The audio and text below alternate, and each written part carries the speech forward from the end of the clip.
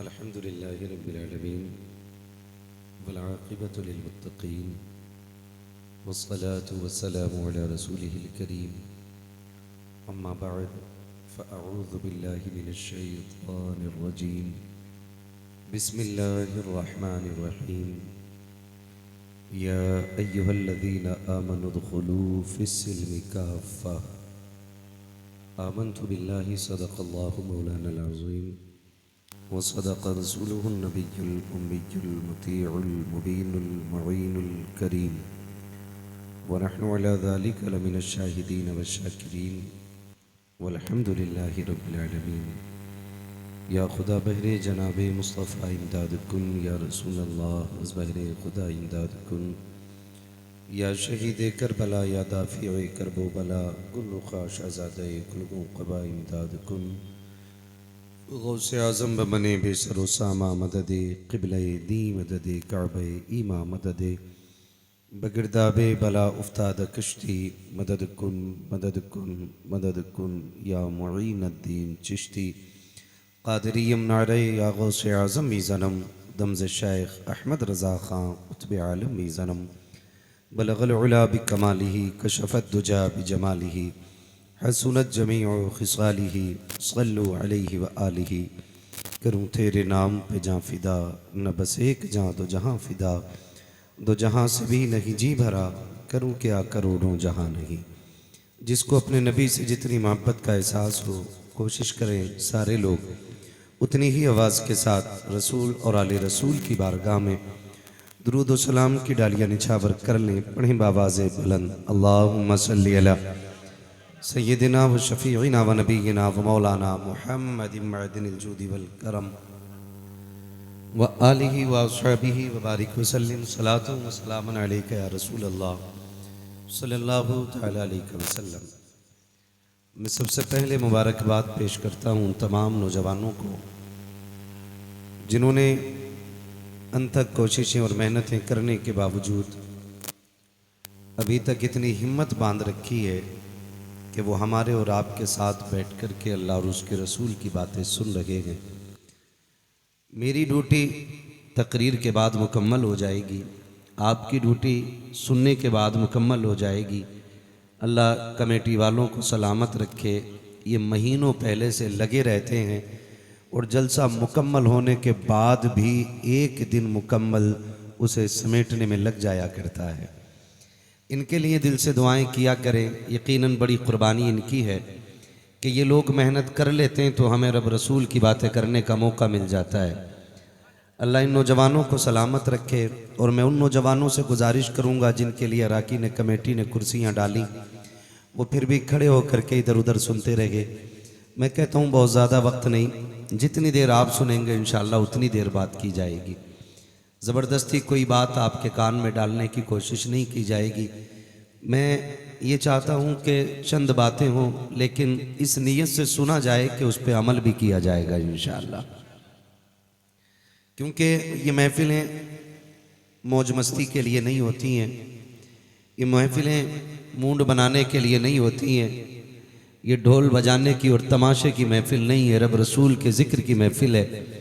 यहाँ मूड बने न बने अलबत्ता यहाँ तकदीरें ज़रूर बना दी जाती हैं। ये हुजूर के ज़िक्र की बरकतें हैं। मुझसे पहले भी आपने मुफ्तियान इकराम से बेहतरीन खिताब समात फरमाए और शुअराए अहले सुन्नत से आपने बेहतरीन हुजूर की नात के अशार सुने। नक़ीब अहले सुन्नत भी अपनी ड्यूटी पूरी कर चुके। अब मेरी आपसे गुजारिश है, आपने सबको प्यार से सुनाए, बस मुझे मजबूर होके ही थोड़ी देर सुन लें क्योंकि मैं थोड़ा सा सख्त और कड़वा आदमी हूँ। मीठे को हर कोई हज़म कर लेता है। एक तो रात का आधा पहर हो, वो बंदा थका हुआ हो, फिर सामने कड़वा बोलने वाला हो, बैठना तो बड़ी बात है, सुभान अल्लाह कहते हुए भी लोगों को वज़न लगने लग जाता है।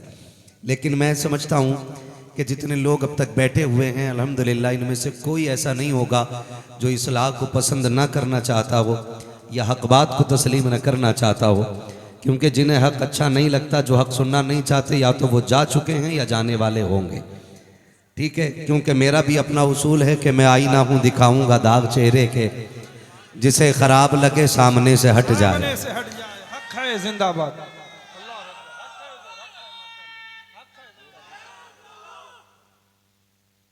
ठीक है ना, बस थोड़ी सी देर मेरी बात सुन लेनी है। इधर तशरीफ फरमाइए, तमाम तर उलमा इकराम मौजूद हैं।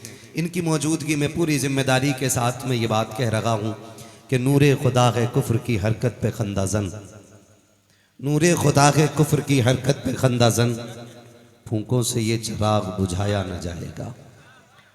उम्मत मुस्लिमा के नौजवानों से मेरी दर्दमंदाना अपील है। नौजवानों, डॉक्टर इकबाल ने कहा था, गलत रविश से मनाजिल का बहुत बढ़ता है। मुसाफिरों, रविश कारवां बदल डालो। हम जिस रविश पे चल रहे हैं वो रविश हमको तबाही की तरफ लेकर के जा रही है। हम जिस राह पे चलने लगे हैं वो हमें बर्बादियों के मुसलसल करीब करती जा रही है। और दुनिया है कि एक के बाद एक हमारी लाशें गिरा करके मुस्कुरा रही है, एक के बाद एक जनाजा इकट्ठ उठवा करके लोग खुश हो रहे हैं। और कुछ तो ये सोचते हैं कि बच्चों को घेर करके, बांध करके, मार के कि हमने इस्लाम पे फतह हासिल कर ली है। तो मैं पूरी दुनिया कुफ्र को चैलेंज करता हूँ। आज तो करोड़ों में इस्लाम के चाहने वाले हैं, आज अरबों में इस्लाम के चाहने वाले हैं। इस्लाम का तब कोई कुछ ना बिगाड़ सका जब 313 निकल करके मैदान बद्र में आए थे। लेकिन मैं नौजवाना इस्लाम से गुजारिश करूंगा, फतह इस्लाम ही की होनी है, लेकिन दुआ ये किया करो, अल्लाह इस्लाम के चाहने वालों में हमारा नाम रखे।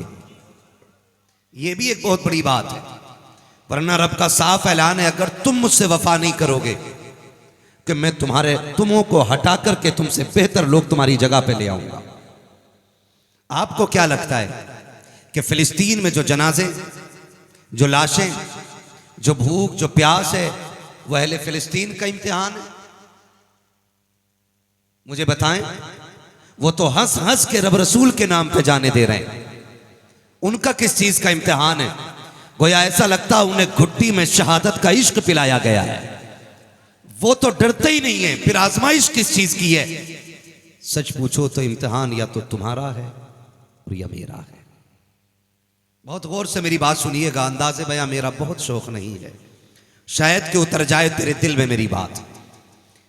इम्तिहान या तो आपका है या इम्तिहान हमारा है। बहुत तकलीफ होती है, बहुत दर्द भी हुआ। मिंबर पे आके लोगों ने बड़ी गुलकारियां की, बड़े खूबसूरत लहजे भी निकाले और लोगों की वाहवाह भी हासिल की, लेकिन मुंह फूट गया किसी के मुंह में, 2 शेर फिलिस्तीन के लिए नहीं निकले। क्यों? क्योंकि हमें पढ़ने वो शेर थे जिसे लोग सुन के हमें दौलत से नवाजें। काश 2 शेर दुआ के फिलिस्तीन के हक में पढ़े जाते। अगर दुनिया को अच्छे लगते हैं शेर तो ये इनाम देती है, लेकिन जो शेर खुदा को अच्छे लगते हैं फिर बदले में जन्नत में मकाम अता फरमाया करता है। बहुत रोना आया इस बात को लेकर के भी। हमारे मिंबर भी खाली रह गए, हमारी महराबें भी खाली रह गई। मैं ये नहीं कहता आप भी मुजरिम हैं, मैं कहता हूं हम भी कहीं ना कहीं मुजरिम हैं। लेकिन नौजवानों गुजारिश है, अगर सुबह का भूला शाम को घर वापस आ जाए तो उसे भटका हुआ नहीं कहा जाता है।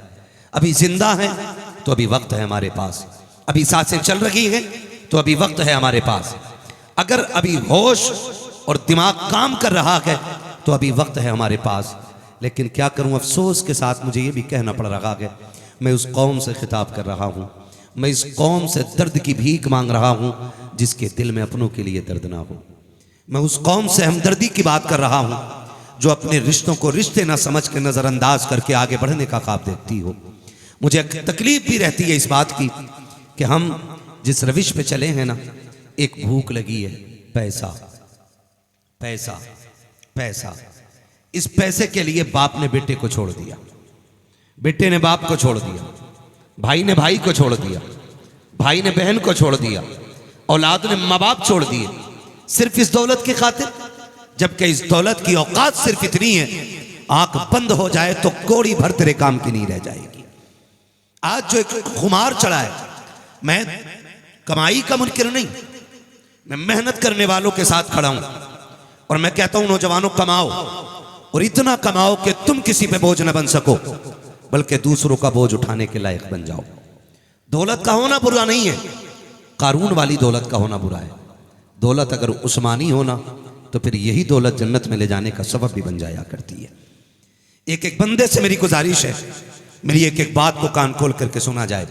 मैं इस चीज का मुतमन्नी नहीं हूं कि मेरी बात पे नारे लगाए जाए। मैं ये भी नहीं चाहता हूं कि उठ के दाद दी जाए। मैं ये चाहता हूं कि कल के बाद इतनी तब्दीली आ जाए कि लोग पूछें जलसे में गए थे, कुर्स की महफिल में बैठे थे, क्या लेकर के आए हो?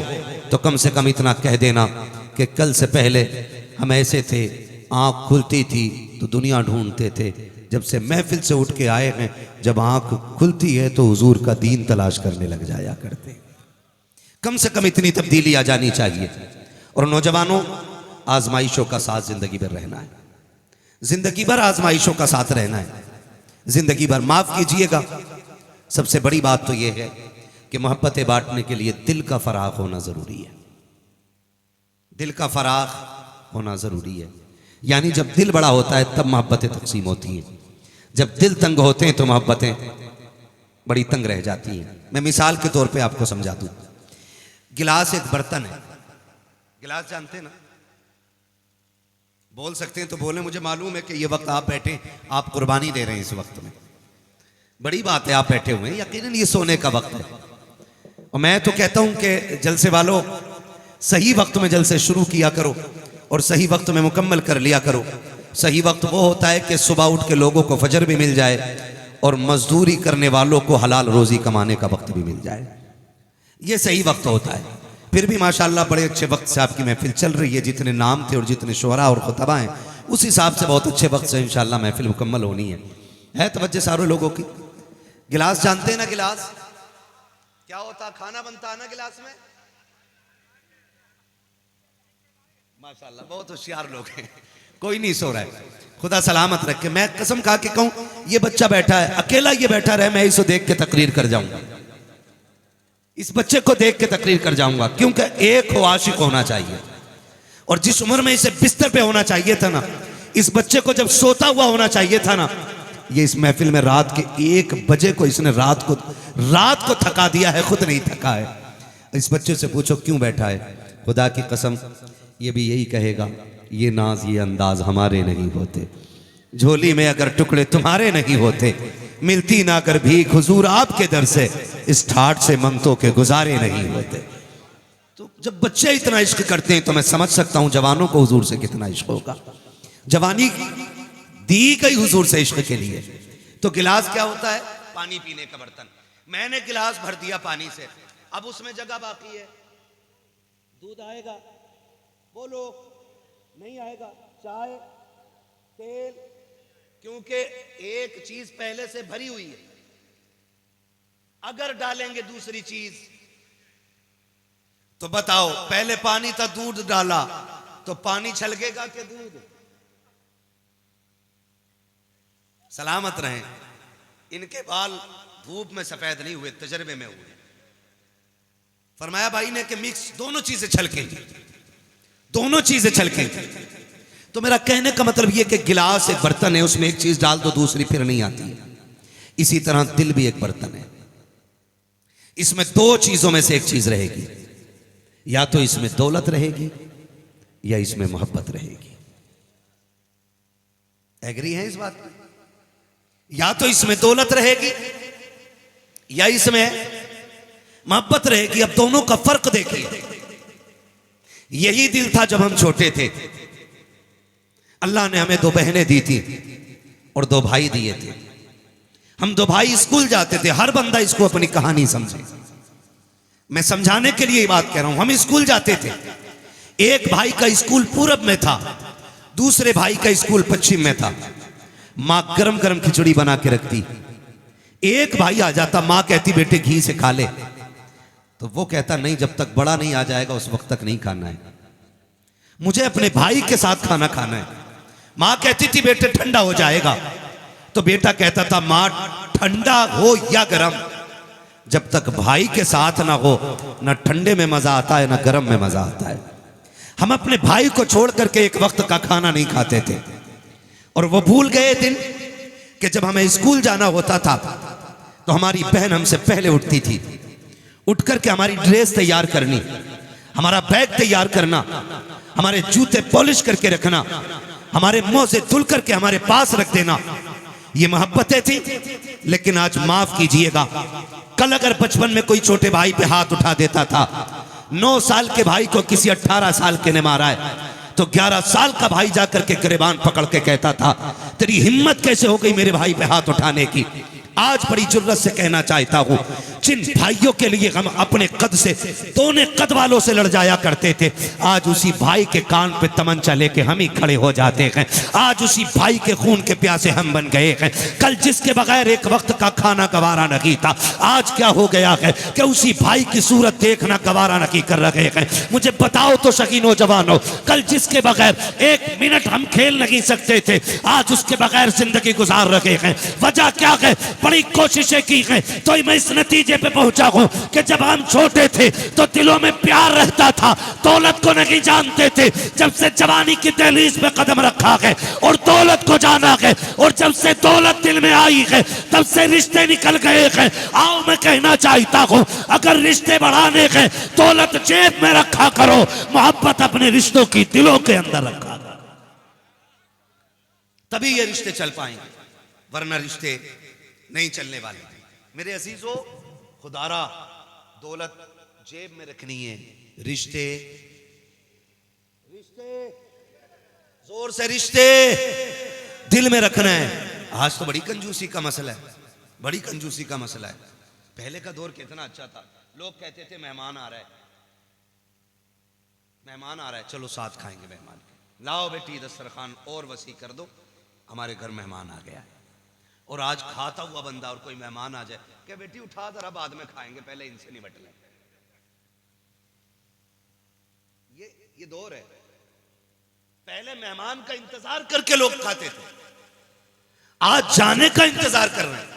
और फिर कह रहे मौल साहब तावीज दे दो, मजार पे लाल धागे 17-18 बांध दिए, बरकत नहीं आ रही।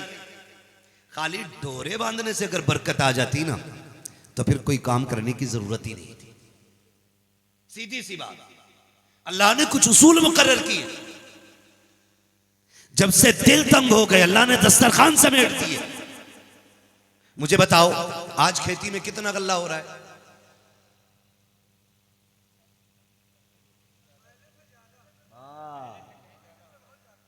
पहले 1 क्विंटल कई बीघे में होता था, आज 5 क्विंटल 1 बीघे में हो रहा है, 4 क्विंटल 1 बीघे में हो रहा है। लेकिन अल्लाह की कसम खा के कहता हूं, जब कई बीघे में 1 क्विंटल होता था, लोग खा के बड़े सुख में रहते थे। आज 1 बीघे में 5 क्विंटल हो रहा है, खा के हाय हाय है। पूरी नहीं पड़ रही है, पूरी नहीं पड़ रही है। आज साबिर साहब के यहाँ टेक बनानी है, कहा क्यों क्या, और 6 क्विंटल होने लग जाए। आज अजमेर जाके टेक बनानी है, 18 क्विंटल हो जाए। मैं ये कहना चाहता हूँ, टेक बनाने की वहां जरूरत नहीं है, वो तेरे खाने के मोहताज नहीं है, सिर्फ उनका किरदार आजमा ले, अल्लाह तेरे रिस्क में बरकतें दे देगा। पहले के लोगों को 1 क्विंटल का सुकून देखना चाहते हो, आओ मैं तुम्हें बताऊं, पहले वाले के लोगों के दरवाजे पे अगर कुत्ते आ जाते थे तो बगैर खाए नहीं जाया करते थे, परिंदे आ जाते थे बगैर खाए नहीं जाते थे। आज इंसानों को भूखा टाल दिया जाता है। आज अगर कोई दरवाजे पे साइल आ जाए, लोग ताने देते हैं कि तेरे हाथ भी सलामत हैं, यहाँ क्यों लेने के लिए आया है, तेरे पैर भी सलामत हैं, तुझे गैरत क्यों नहीं आती है। और तुमसे हाथ जोड़ के कहता हूं, अगर तेरे दरवाजे पे मांगने वाला भले सवारी पे सवार होके आ जाए, उसका कद न देखना, उसकी औकात न देखना, उसकी हैसियत न देखना, ये देख कि खुदा ने तेरे दरवाजे पे खड़ा कर दिया है। अपने आप को इस लायक समझ, रब का शुक्र अदा कर जो तुझे दी गई तौफीक है, मुट्ठी भर के उसकी झोली में डाल दे, खुदा खजाने उठा के तेरी झोली में डाल दे।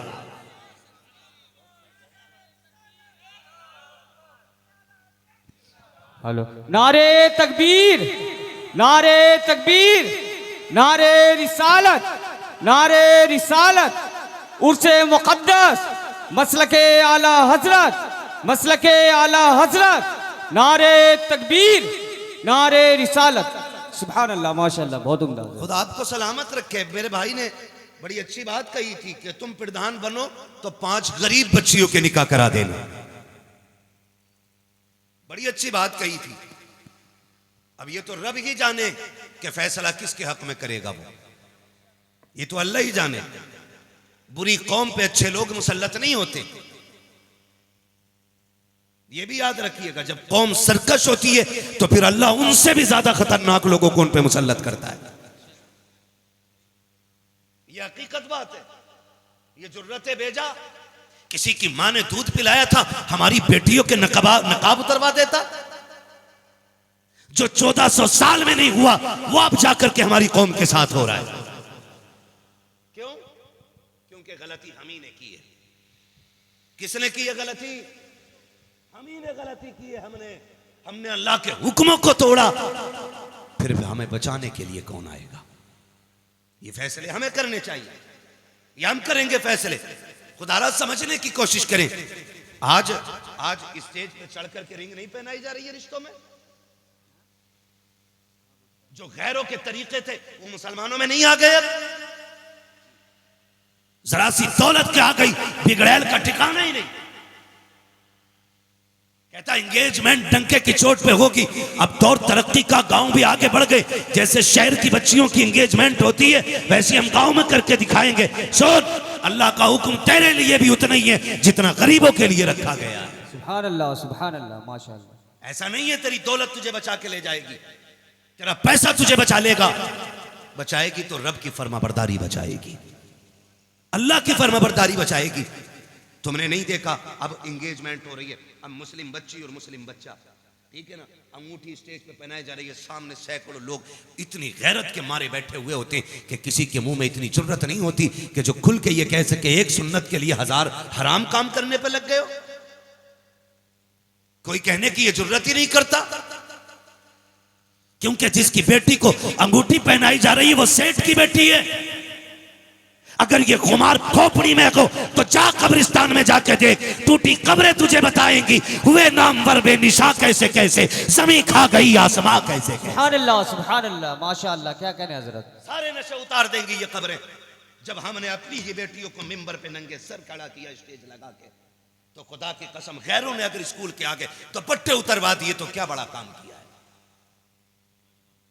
बताओ मुझे,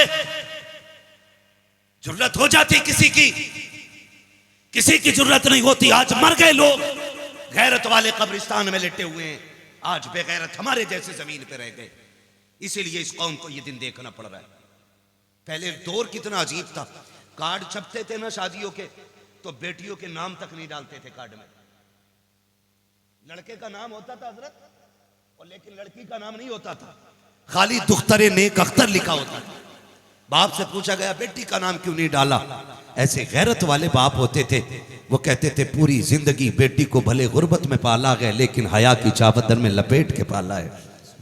मैंने अपनी बेटी के वजूद पे किसी की आंख नहीं पड़ने दी, तो मुझे यह भी गवारा नहीं था किसी की नजर मेरे बेटी के लिखे हुए नाम पे पड़ जाए। ऐसे गैरत वाले लोग थे, तब नस्लों में सलाहुद्दीन अय्यूबी पैदा हुए हैं, तब मोहम्मद बिन कासिम आए हैं, तब खालिद बिन वलीद आए हैं। डायरेक्ट खुदा को चैलेंज कर रहे हैं हम।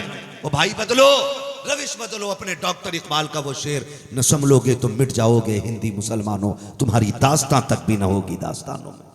ना मुझे लहजे मारने आते, ना मेरी आवाज में वो दर्द है कि आप यहाँ मौज के लिए सुने। मैं निहायत सख्त इसलिए भी बोलता हूँ कि इस मिंबर के बारे में क़यामत में हिसाब लिया जाएगा। बता कुर्सी दी गई थी, कितना इंसाफ करके आया था? खाली झंडे गाड़ने गया था तकरीर के, या लोगों के दिल से भी तूने कोई बात की थी? खुदारा बदलो अपने रवैये और अहद करो, हम एक निकाह के लिए एक भी गुनाह नहीं करेंगे। वादा करते हैं इंशाअल्लाह, वादा करते हैं इंशाअल्लाह, इंशाअल्लाह। और रह गई खुदा के दीन की बात, तो खुदा का दीन न तेरा मोहताज है न मेरा मोहताज है। जब उसने फिरौन के आंगन में मूसा को पाल दिया, बेशक, सुभान अल्लाह, सुभान। जब नमरूद की नाक के नीचे इब्राहिम को परवरिश चढ़ा दी, सुभान अल्लाह, तो तुम्हें क्या लगता है आज के फिरौनों का चैलेंज कोई बड़ा चैलेंज है? दीन न तेरा मोहताज है न मेरा मोहताज है। जब खुदा तदबीर करने पे आता है तो बड़े बड़ों की आंखें फूट जाया करती हैं। हमें और आपको अपने आप को बचाना, दीन की फिक्र ना करो। मैं बताना चाहता हूं, दीन की फिक्र ना करो। एक एंकर, बेगैरत एंकर, इन एंकरों ने मीडिया के तो कौम का नहीं बल्कि पूरे मुल्क का बेड़ा गर्क कर रखा है। एक स्कूल के 7, 8, 9 साल के बच्चे से पूछ रही है कि बताओ मदरसे में क्या पढ़ाया जाता है? वो स्कूल पढ़ के आई है, वो टीचर है, वो डिग्री लेकर के माइक लेकर खड़े होकर कह रही है एक मदरसे पढ़ने वाले बच्चे से, तुम्हारे मदरसे में क्या पढ़ाया जाता है? बच्चे ने बताया हमारे मदरसे में वुजू करना सिखाया जाता है। हमारे मदरसे में, हाँ सोशल मीडिया पे वीडियो उस बच्चे की आप देखें, उसने कहा नमाज पढ़नी सिखाई जाती है, वुजू करना सिखाया जाता है। वो बेगैरत पूछ रही है और भी कुछ सिखाया जाता है? वो ये समझ रही थी ये बच्चा है, इसकी जबान बह के और हम इसको लोगों के सामने वायरल करके लोगों की वाहवाह हासिल करें। लेकिन बच्चे ने भी इस संभल के गुफ्तगू की और कहा खबरदार तू जबान संभाल के बात कर, अभी माओ की गोद सलाहुद्दीन के वारिसों से खाली नहीं हुई है। अगर हम बोलने पे आ जाएंगे आज भी बड़े बड़ों की बोलती बंद करने की ताकत रख सकते हैं। सुभान अल्लाह, सुभान अल्लाह, बहुत उम्दा हजरत। लेकिन हकीकत क्या है? दिल के पपोले जल उठे सीने के दाग से, इस घर को आग लग गई घर के चिराग से। क्या कह रहे हैं? वो दुनिया को छुपाने वाली एंकर मदरसे के एक बच्चे का सामना न कर सकी। हम किधर जा रहे हैं यार? हम किधर चलने लगे? बदलो अपने रविश। आज देखो क्या हमारे साथ नहीं हो रहा है। खुदारा ये मत सोचना दीन तेरा मेरा मोहताज है, तू और मैं खुदा के दीन के मोहताज हैं।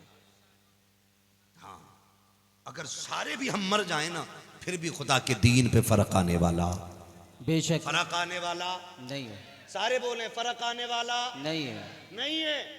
आप जानते हैं और दुनिया जानती है, जब नमरूद को पता चला था कि कोई बच्चा पैदा होने वाला है कि जो मेरी सल्तनत के लिए हानिकारक साबित होगा, नुकसानदेह होगा, मेरी सल्तनत की तबाही का सबब होगा, उसने कहा मैं हूं बादशाह, काट दूंगा सारे बच्चों को। हजारों नहीं लाखों बच्चे कत्ल कराए। लेकिन जब खलील की विलादत की बारी आई, रब ने उनकी माँ को हुक्म दिया कि जाओ बस्ती छोड़ो, गार में जाके मेरे खलील को जन्म दो। गार में बेटे को जन्म दिया, फिर हुक्म हुआ छोड़ जाओ। माँ तो माँ होती है ना, मालिक कैसे छोड़ जाऊं? हर पैदा होने वाले बच्चे को माँ की जरूरत होती है, हर पैदा होने वाले बच्चे को पानी और दूध की जरूरत होती है, हर पैदा होने वाला बच्चा ग़िज़ा चाहता है। इस पहाड़ी में जंगल में छोड़ जाऊं? कुदरत की आवाज आई, जब हमने इसको रखने का फैसला किया है तो अब किसी शय में ताकत नहीं है जो हमारे खलील को कुछ नुकसान पहुंचा सके। सुभान अल्लाह, सुभान अल्लाह। और अल्लाह के खलील की अम्मी छोड़ के आ गई, लेकिन बेकरार थी, करवटें बदलती रही। एक दिन, 2 दिन, 3 दिन हो गए, बेटे की याद आती रही, इतनी बेकरार, इधर पैरे इतने सख्त, इधर जांचें चल रही हैं, तलाश जारी है, ढूंढो, मारो बच्चों को जो भी पैदा हो।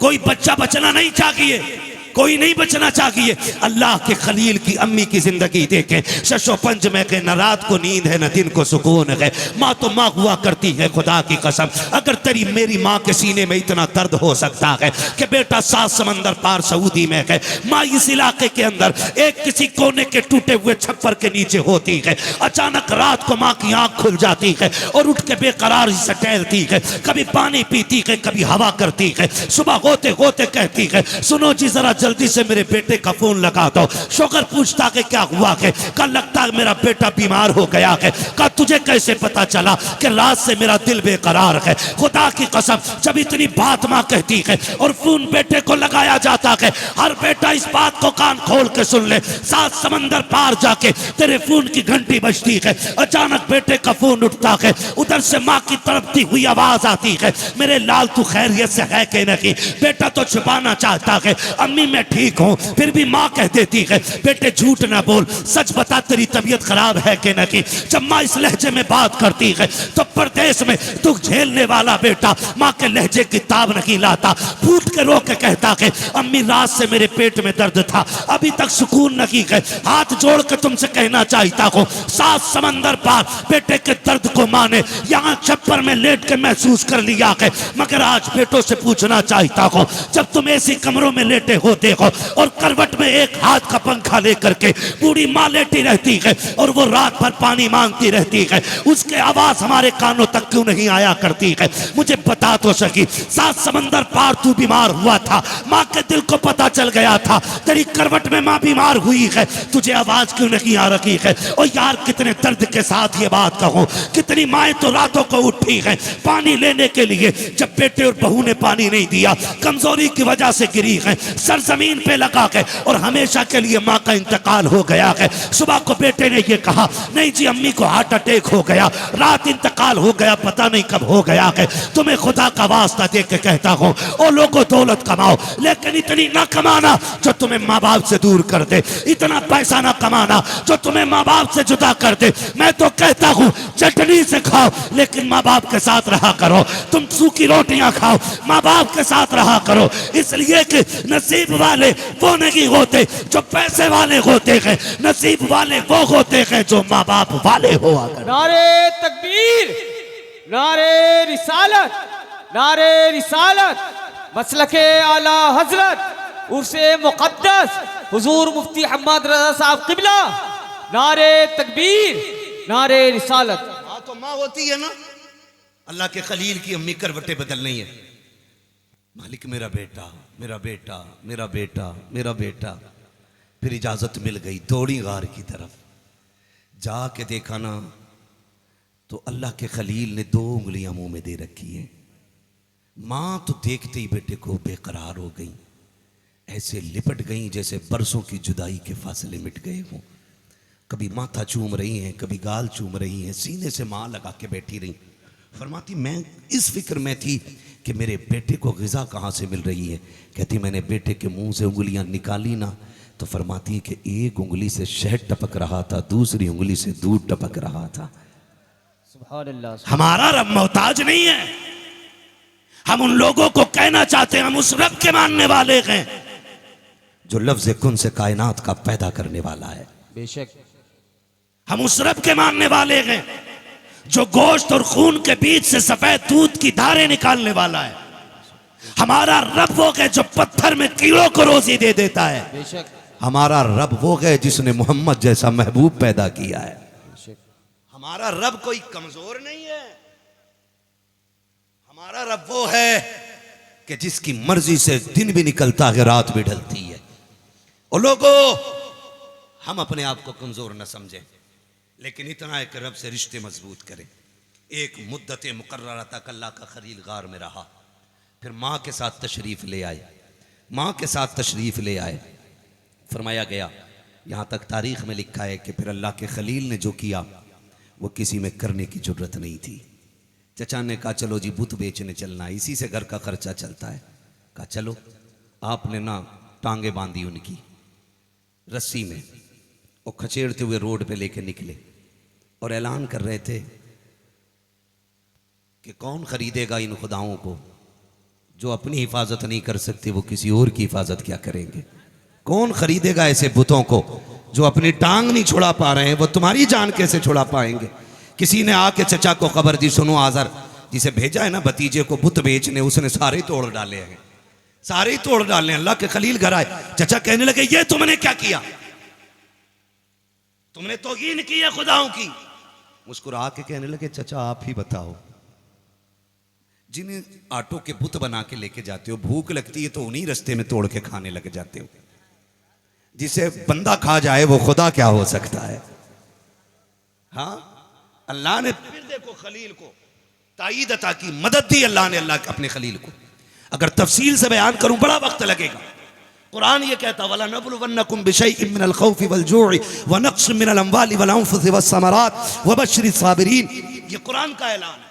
अगर तुमने कलमा पढ़ा है तो हम तुम्हें जरूर आजमाएंगे, अगर तुम हमारे हो तो हम तुम्हें आजमाएंगे। गाय के जरिए, भूख के जरिए, प्यास के जरिए, फलों के जरिए, जानों के जरिए हम तुम्हें आजमाएंगे, तुम्हारी प्यास के जरिए। अब कुरान ये कह रहा आजमाएंगे, तो फिर आजमाइशें आ गई हैं।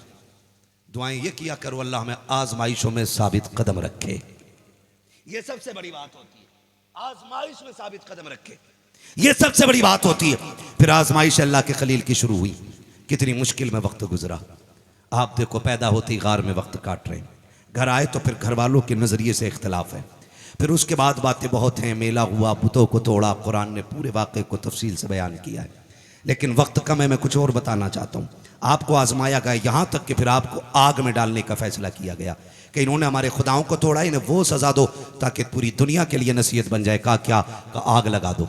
फिर नमरूद की आग लगाई गई। आतिश नमरूद जिसे कहा जाता है ना, नमरूद ने आग लगवाई, लकड़ियाँ इकट्ठा करके। आग इतनी तेज थी कि 2.5 कोस ऊपर तक उसके ऊपर से कोई परिंदा नहीं गुजर सकता था।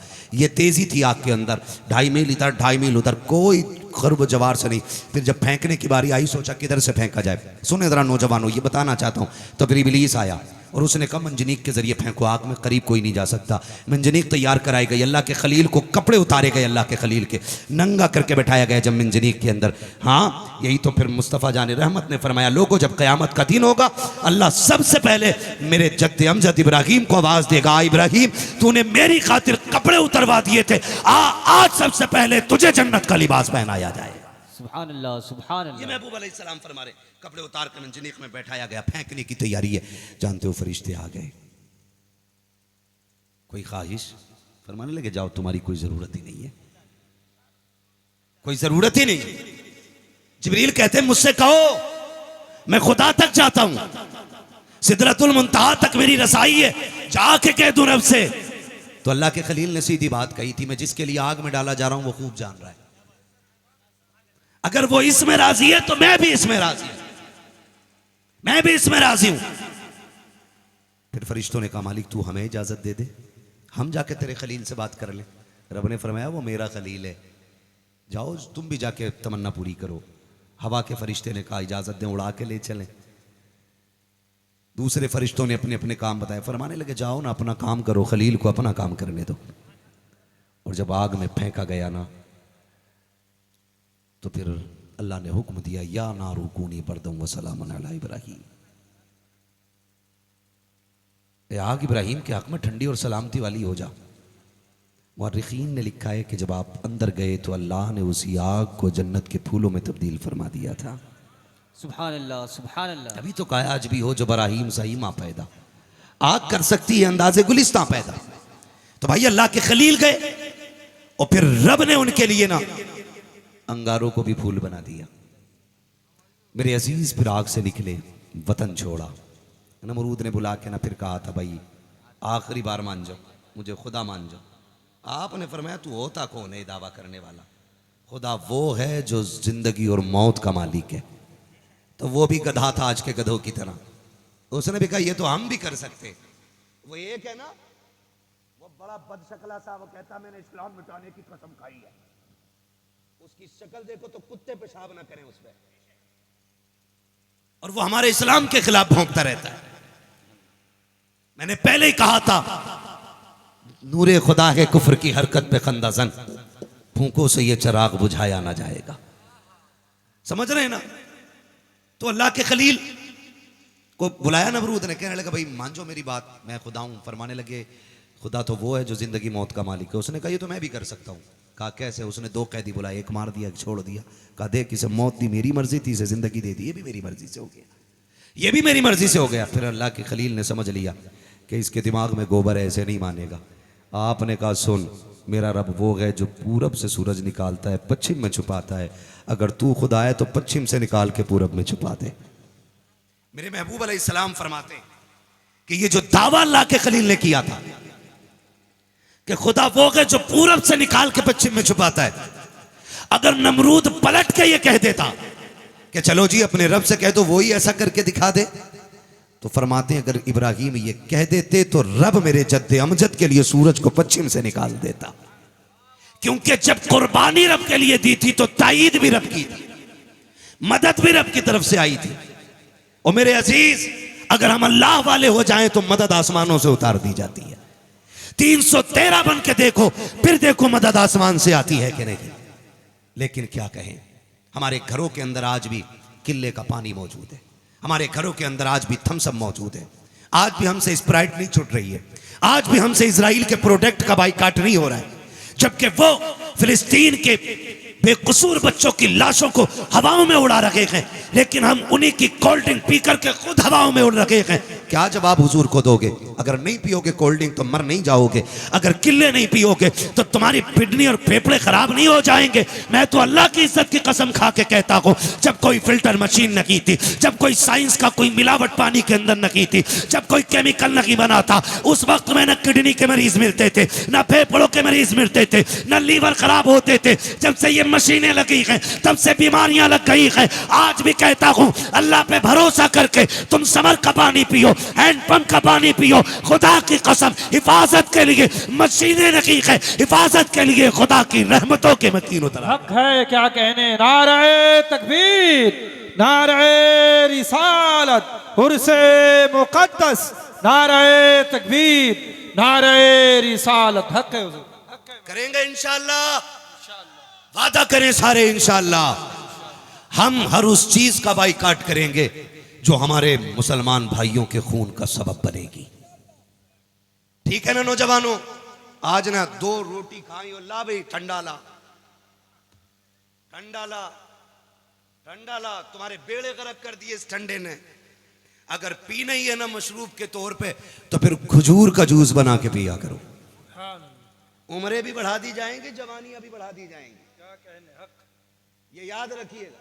आज माफ कीजिएगा, कुछ भी करने के लिए डॉक्टर नहीं गालिब ने कहा था, तंगदस्ती अगर ना हो गालिब, तंगदस्ती अगर ना हो गालिब, तंदुरुस्ती 1000 नेमत है।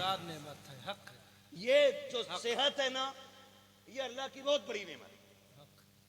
अल्लाह की बहुत बड़ी नेमत है।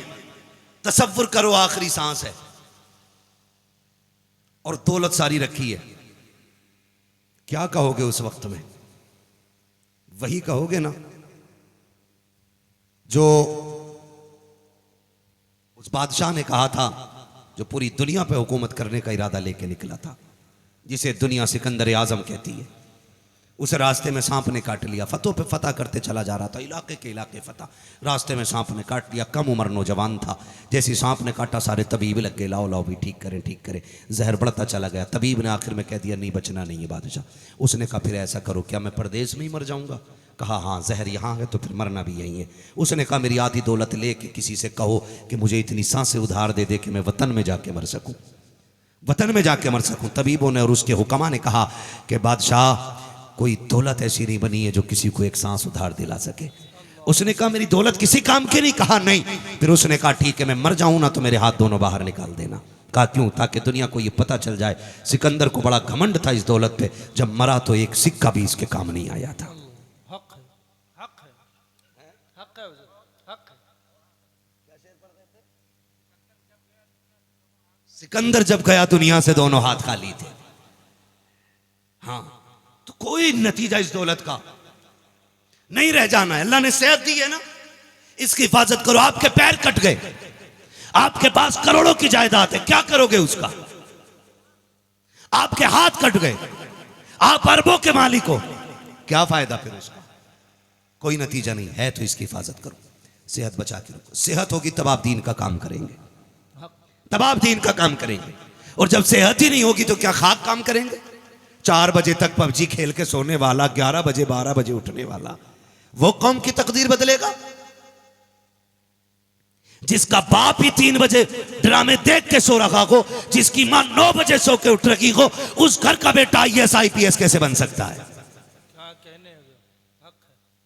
क्या यह भी जिम्मेदारी एक प्रधान की होती है? क्या यह भी जिम्मेदारी गांव के एक चौकीदार की है कि हमारे बच्चों को वो उठाए? नहीं। जब माए ताज्जुद गुजार होती है तब बेटा बाबा फरीदुद्दीन गंजे शकर बना करता है। हक है हुजूर, हक है माशाअल्लाह। ये याद रखिएगा, हर किसी का बेटा साबिर कलियरी नहीं होता है। जब माए तहज्जुद गुजार होती हैं तो बेटा साबिर कलियरी होता है। हाँ, और जब माए अल्लाह की जिक्र की जाकिरा होती हैं तब बेटा मोइनुद्दीन अजमेरी होता है। जो माए 11 बजे तक सोती है, उनकी गोद में कभी सलाहुद्दीन अय्यूबी नहीं आया करते, कभी नहीं आया करते। दुनिया कहती है हुसैन ने नेज़े पे कुरान पढ़ा है। मैंने कहा बेशक पढ़ा है, आज तक कोई ऐसा कारी नहीं आया जिसने नेज़े पे चढ़ के कुरान पढ़ा हो। देखा कोई तुमने कारी? सुना कोई कारी? बोल सकते हैं तो बोले, वरना सोने लग गए हो तो कोई बात नहीं, मुझे सोने की दुआ आती है। सोने की दुआ पढ़ लें। हाँ, फिर बोले देखा किसी को नेज़े पे कुरान पढ़ते हुए?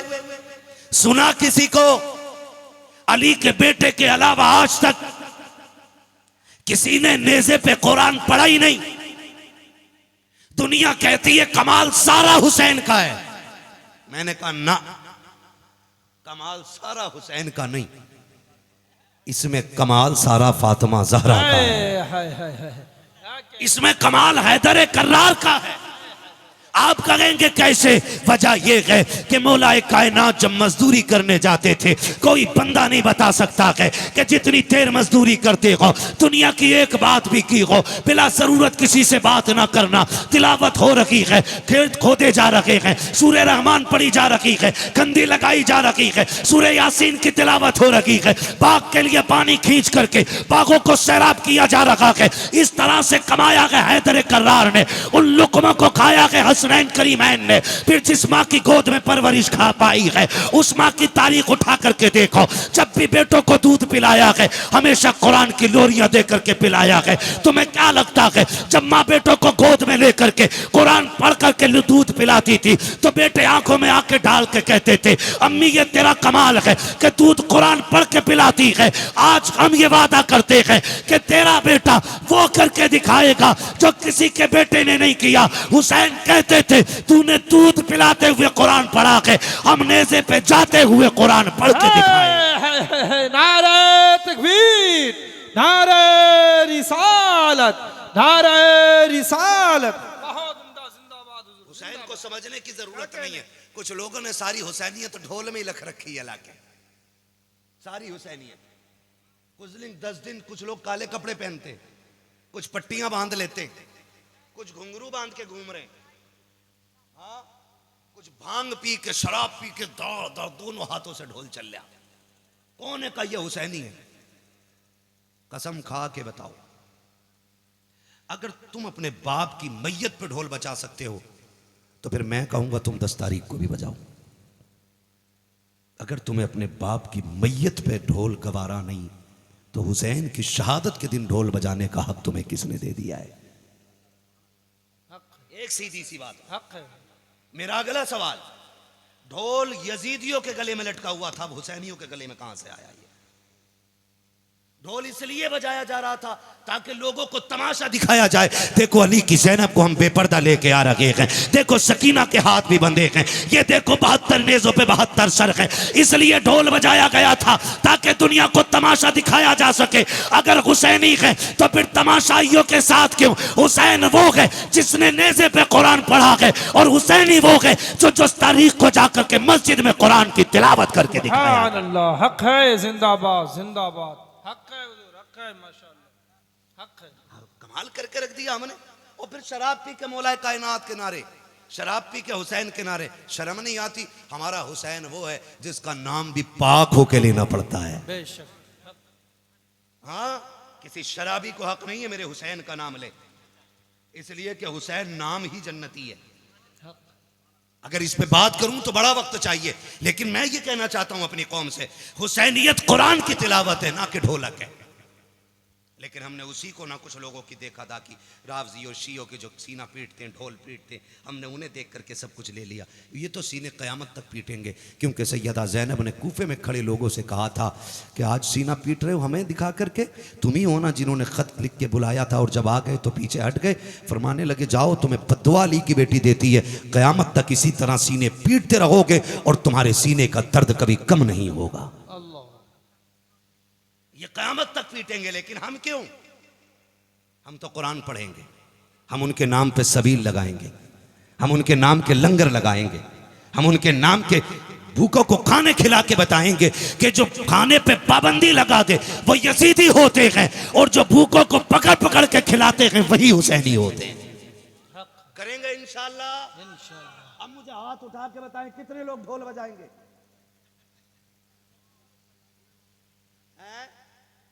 ना बजाए मेरे भाई, जब तक दीन नहीं आया था समझ में उस वक्त तक आप बच रहे होगे, लेकिन नहीं, मैं किसी को ताकीद नहीं करूंगा।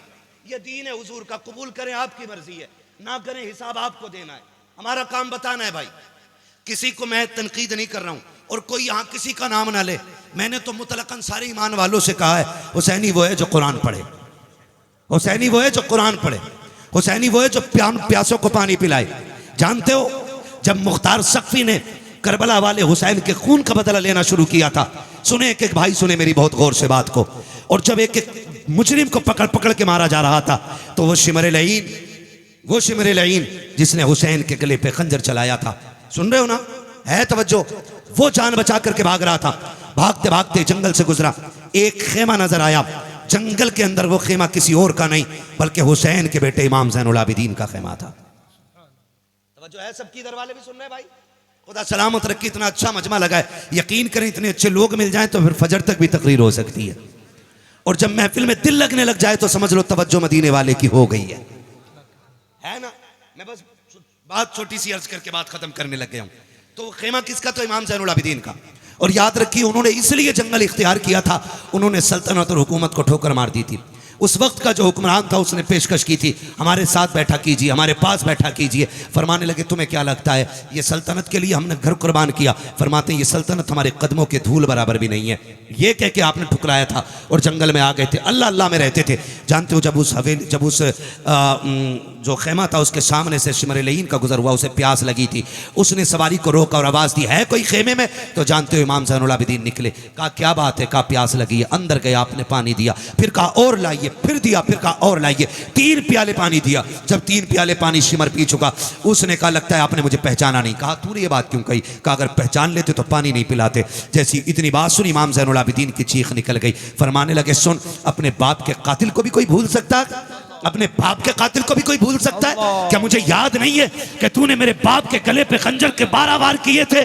क्या मुझे पता नहीं है तू वो है जिसने मेरे बाप के गले पे खंजर के पैदर पे वार करके काटने की कोशिश की थी? मैं तुझे कैसे भूल सकता हूँ? कहा फिर पानी क्यों पिला दिया? कहा तू नहीं जानता कि जो तुमने करबला में किया था वो तुम्हारा किरदार था, और जो मैंने किया कि ये अहले बैत अतहार का किरदार। क्या कहने, जिंदाबाद जिंदाबाद। पहचान शजरों से नहीं होगी, पहचान नस्लों से नहीं होगी, पहचान नसब से नहीं होगी, पहचान आपके किरदार से होनी है। अगर आप प्यासों को पानी पिलाते हैं तो फिर हुसैनी है, अगर आप भूखों को खाना खिलाते हैं तो फिर हुसैनी हैं, अगर आप मस्जिद में कुरान पढ़ते जाकर के तो फिर हुसैनी हैं। खुदा की कसम, जब तुम तिलावत 10 तारीख को करोगे, सैयदा ज़ैनब भी मुस्कुराती होंगी, खातून जन्नत भी मुस्कुराती होंगी, और मेरा हुसैन भी दुआएं देता होगा।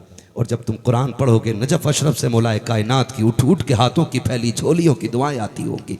कहेंगे मालिक जिसने हमारे भरम को बचा के रखा है, हमारे उसूल को बचा के रखा है, अल्लाह उनके नस्लों में बरकत अता फरमा दे।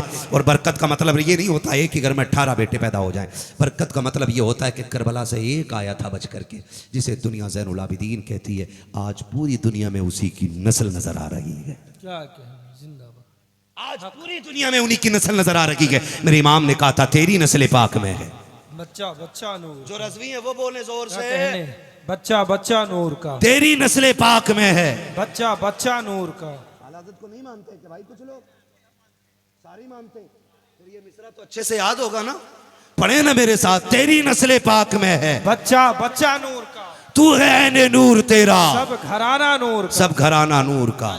वो लोगों, हम किरदार में भी मुसलमान बने, गुफ्तार में भी मुसलमान बने, जाहिर में भी मुसलमान बने, बातिन में भी मुसलमान बने। मैंने आपसे पूरी बात कही, मैंने अर्ज की आपसे, लोगों दिलों में जगह पैदा करो, एक दूसरे का प्यार बांटो। आज के बाद कोई भाई किसी भाई को 10 रुपए के लिए भी कचहरी के लिए न मजबूर करे। आज के बाद कोई भाई अपनी बहन को गिरबान पकड़ के गैर की अदालत में घसीट करके बार बार उसके सामने नंगे सिर होने के लिए मजबूर न करे। क्या चला जाता है यार, क्या चला जाता है। अब्बा की सारी जायदाद बेटे लेके बैठ जाते। माफ कीजिएगा, हज का वक्त है, कितने लोग औलाद का हक खा के हज को गए होंगे, कितने लोग बेटियों का हक मार के काबे का तवाफ कर रहे होंगे। डर नहीं लगता? लाख बार कहो लब्बैक लब्बैक लब्बैक, अगर उसने एक बार कह दिया ला लब्बैक तो तेरा पूरा सफर खराब हो जाएगा। 1 रुपया किसी का लेके ना उसकी हदों में दाखिल मत होना। बेटी का भी हक देके जाइएगा और बेटों का भी हक देके जाइएगा। कई बार बकरा ईद आ रही है, कई बहनों को इंतजार होगा भाई का फोन आए, भाई एक बार दावत दे के कहे तुझे आना ईद पे, लेकिन मीठी ईद पे भी एक कॉल नहीं आई, बकरा ईद पे भी एक कॉल नहीं आई। सालों साल बीत गए, हम बहनों को फोन न कर सके। बहनों को एहसास होता बाप था तो हर 8वें दिन आता था, जब से बाप कब्रिस्तान गया एक फ़ोन की फुर्सत भाइयों को नहीं। सुन मेरे अजीज़, बरकतें तेरी मेहनत से नहीं आती हैं, बरकतें किसी के चंद टूटे हुए जुमलों की दुआओं की बरकत से आ जाया करती हैं। अपने रिस्क में दूसरों का हिस्सा रखा करो। जब अल्लाह तुम्हें कसरत से दे और अच्छे दिन आए तो फिर सबको बुलाओ, बैठाओ, फिर एक दस्तरखान पे खाओ। एक दस्तरखान पे बैठने से कई सारे मसले हल हो जाते हैं। कितने मसले हल हो जाते हैं? आखिरी बात बता दूं, थके तो नहीं है ना अभी? जो थक गए वो जरा कह दें या रसूल अल्लाह। जो नहीं थके अब वो बोले जरा या रसूल अल्लाह। सलामत रहे। थक के भी मुसलमान सुभान अल्लाह कहता है और बगैर थका भी मुसलमान या रसूल अल्लाह कहता है। भाई ये तो खुशनसीबी है। गलत थोड़ी कहा है मैं सो जाऊं या मुस्तफा कहते कहते, खुले आंख सल्ले अला कहते कहते। और मैं तो अक्सर कहता हूं कि भाई जो जलसे में सो जाए उसे उठाओ मत, चाहे मिंबर पे सो रहा हो या नीचे सो रहा हो, उठाओ मत। कहा क्यों? मैंने कहा जब आंख जलसों में लगती है तो फिर ख्वाब में हुजूर आया करते हैं। सोने तो फिर हो सकता है किस्मत जाग जाए और हुजूर आ जाए। क्या तुमने नहीं देखा बगदाद वाला खिताब फरमा रहा है और तकरीर करते करते उठ के मिंबर से उठ गए और एक अपने गुलाम के सामने हाथ बांध के खड़े हो गए। जब महफिल ख़त्म हुई आप फिर मिंबर पे आ गए, आपने गुफ्तगू मुकम्मल की। फरमाते हैं फिर लोगों ने पूछा हुजूर क्या हुआ, मिंबर छोड़ के यहाँ आ गए? फरमाने लगे तुम नहीं जानते हो, ये जो मेरा मुरीद बैठा था ना, इसकी आंख लगी तो इसके ख्वाब में हुजूर आ गए थे। कहा जब हुजूर आए तो अब्दुल कादिर भी उठ के मिंबर से उनकी ताजीम के लिए खड़ा हो गया था। पता चला जलसों में आंख लगती है तो हुजूर आया करते हैं। अल्लाह इस महफिल को सलामत रखे, महफिल वालों को सलामत रखे। मैं एक बात अर्ज करना चाहता था आखिरी में, क्या कह रहा था?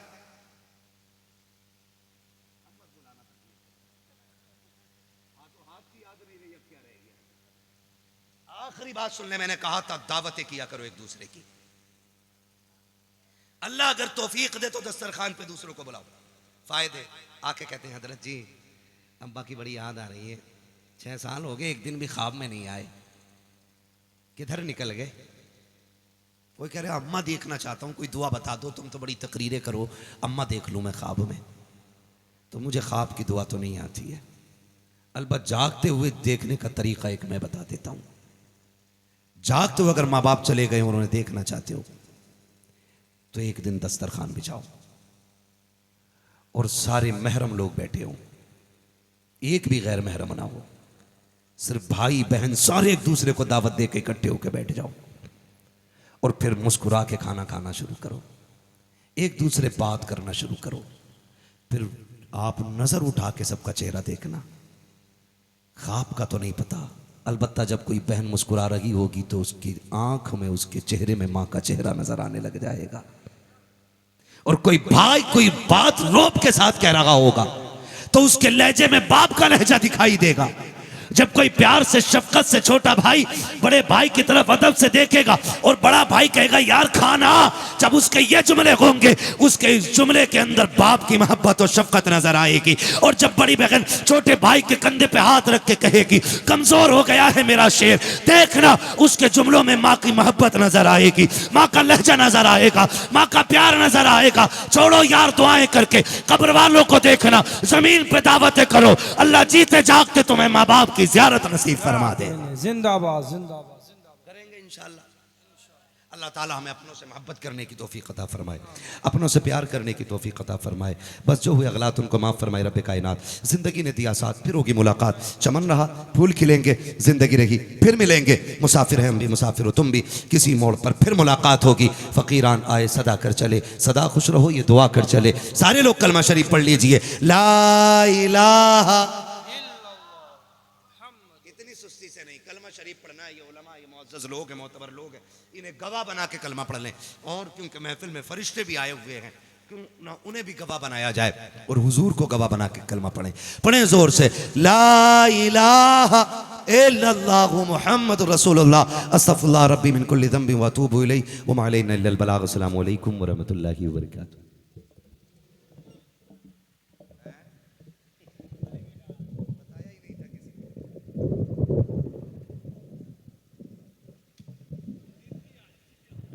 इंशाल्लाह मुन्ना जी प्रधान हो जाए उनसे।